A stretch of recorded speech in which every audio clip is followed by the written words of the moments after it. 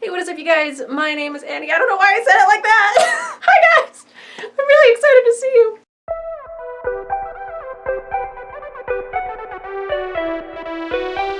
Hi, guys. It is Annie. Do you notice anything different about me? Huh? Notice anything different about me? So I got my nose pierced, and it feels really weird. This is my first video with my new nose piercing, and I'm supposed to be looking there, but I'm looking there because I'm looking at my nose. I feel like it's a very accurate representation of my life. The background is really nice, and then you look in the mirror and notice that my room is just trashed. People on the outside looking in would say, hey, she's got her life together. Everything's clean. She has houseplants. But then on the other side, people who know me are like, yeah, there's a big pile of clothes over here. How are you today, Annie? Tell you how I am. I just opened up a fortune cookie without a fortune in it. So that's gotta be like a bad omen or something. Thanks a lot, Panda. I actually really love Panda. So the food, not the animal. But the animal also, but not in food form. So my good friend Jester asked me to make a video about all of the experiences, plural, that I've had at my job, working retail in a certain store. That's pretty cool. Now, I love my job, don't get me wrong, I really do. But sometimes, people, situations, yeah. So this job that I had worked at also sold adult novelties. In case you don't know what that is, I'll try to describe it. And then... dildos! Can I say that on here?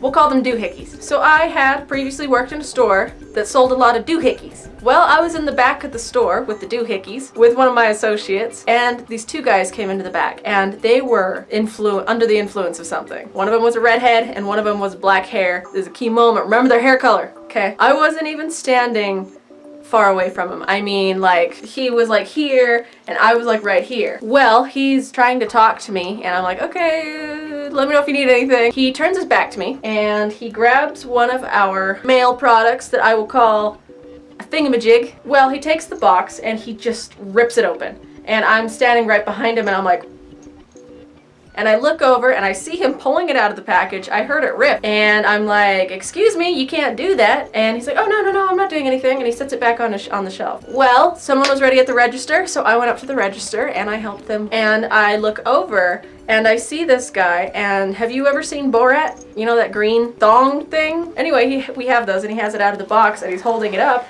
He ripped open another box. So I go back there, and I'm like, guys, you need to leave. The redheaded guy was under the influence also, but not as much. And so he's like, okay, come on, man, let's just get out of here, let's just go. Black-haired guy stops at the register, and he's like, no, man, I need to get some eyebrow jewelry. So he tries talking to me again, and I can understand him about as well as I did the first time. So I point out where it is, let me know if you need anything. At this point, my associate was on the phone with security because we needed to get them out. They're opening our stuff. And, well, security comes in. I was waiting at the front for him. As we're walking towards them, I was like, okay, it's a redheaded guy and a guy with black hair, and they're looking at the jewelry. Security went up to the wrong people. They're like, yeah, we got complaints, you need to leave. And I'm looking over and I'm like, oh my God. I go over to them and I'm like, not these guys, it's these guys. So security, completely red in the face, walks over to the people and kicks them out. I had to go over and apologize to the two guys that they tried to kick out, which didn't even fit the description. One of them had brown hair and the other one was wearing a hat. Security came back in and I asked them what their deal was.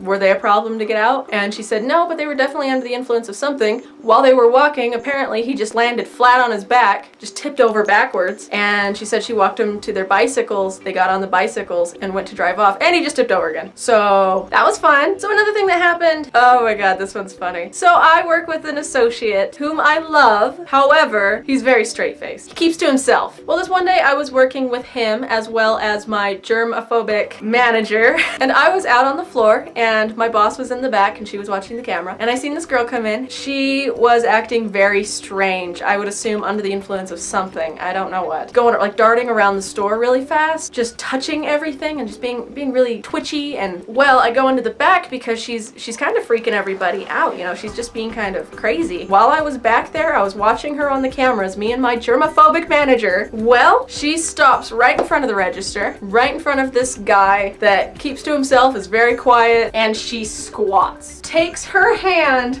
and just shoves it down the front of her pants. And she's maneuvering around and her hand was so far in her pants, pulls her hand out, and starts touching everything. Gross. She's touching the register. She's touching our jewelry cases. She's touching candy, our bags of candy. She's touching our bags of candy. So upon seeing this, we decided security would be a good idea. We called security and they came over. Me and my store manager came out. She kept sticking her hand in her pants, by the way. So we're talking to security. We're standing in the middle of the aisle. This girl comes up behind my germophobic manager, puts her hand on her back and pushes her out of the way. The hand that was just elbow deep in her drawers pushes my germophobic manager. You should have seen the look on her face. I seen her soul leave her body at that exact moment. Honestly, I was laughing so hard. Anyway, security actually had to kind of corral her, put their arms up like back to back and kind of, you know, like, come on. She eventually left, but you should have seen my manager disinfecting that entire store. Gross, gross. Ugh. Well, that was fun story time, I suppose. I actually loved that job so much. Give this video a thumbs up if you enjoyed it and subscribe if you want. Why not? As always, all of my links will be down here in the description, so give me a follow on whatever you want, or don't, because I'm kind of boring. You might not want to. And I will catch you guys in the next video. Talking about our guilty pleasures. As you will notice, most of us are not guilty for our pleasures. And that also includes me. I'm Without You, I'm a mess. That whole album and lyrics and everything has significant meaning to me, and I love it so much. Favorite